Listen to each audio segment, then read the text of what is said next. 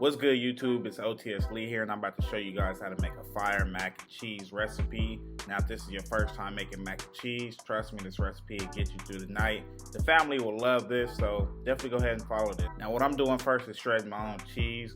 I think it's important to shred your own cheese because what I learned from TikTok is buying store-bought shredded cheese, they have some type of leveling agent or whatever it is on top of chemical that doesn't allow the cheese to clump. So once you shred all this cheese and you see how I'm putting it in the bowl, if you just let this sit in the refrigerator for a day or so, it will clump together. So it makes sense why they do that, but definitely shred your own cheese. I'm using 3 cheeses of my choice. The best thing about this ingredient in this recipe is that you can choose your own cheeses. Most people go with a cheddar. I like to put a Gouda, and I like to put the Havarti cheese. The Havarti cheese is really creamy. Now, it might cost a little bit, but trust me, this is a one-time recipe of making this mac and cheese. Definitely use this. Now, I use Vermont cheddar, again, Havarti cheese, and Smoked Gouda. These 3 cheeses have a very strong flavor profile, and that's why I chose them. I actually wanted to add some Kobe Jack as well, but I forgot to get it at the store. But 3 cheeses will do.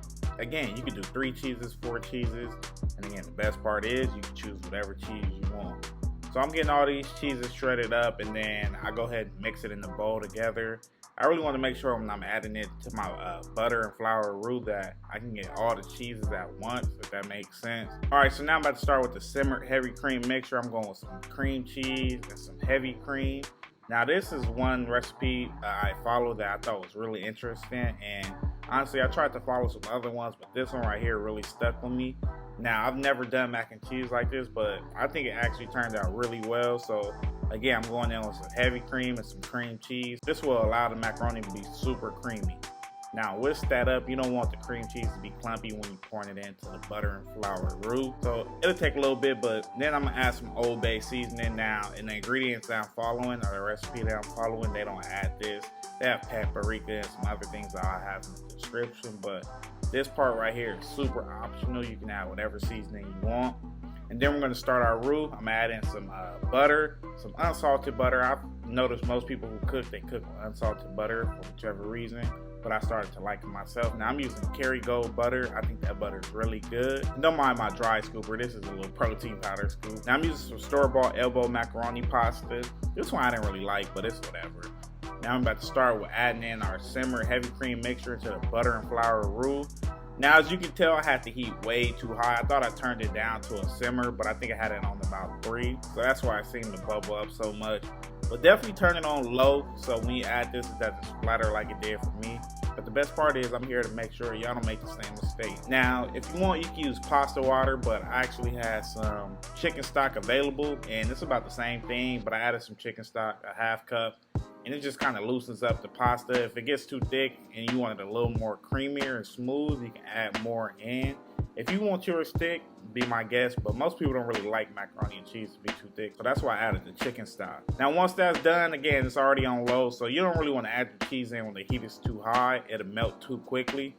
But as you see right here, I'm adding in the cheese slowly. You're just gonna follow this process until you run out of the cheese. But definitely save some cheese for the topping of the macaroni layer once everything is all in the pan or bowl you use it. But yeah, go ahead and whisk in the cheese. Make sure there are no clumps. That's the most important thing. And once you get it to a cool consistency that you like, it's about ready. I'm gonna whisk it up a little bit more and then stir it. Now it's time to add the pasta into the baking dish. We're gonna level it out. Once we get that all ready to go, we're gonna pour in that cheese magic. Just look at this, man. This right here is fire.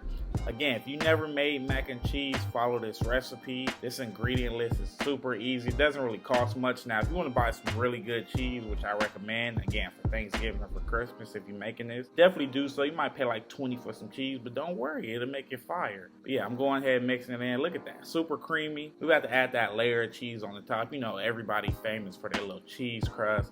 Even Chick-fil-A be having that nice cheese crust. I know they baking like some Stouffer's or some shit, but yeah, you can add as much cheese as you want. If you want it to be super yellowy, add that Vermont cheddar or whatever cheddar you like. Now we're gonna bake this at 15 minutes before we throw it in a broiler to get that color. You wanna throw the broiler on, just put it on for a few minutes. Definitely watch it. You don't want the cheese to burn up, but you do want that nice color. If you enjoyed this video, definitely leave a like. Comment down below if you're gonna try this recipe, or comment after you try it and if you enjoyed it.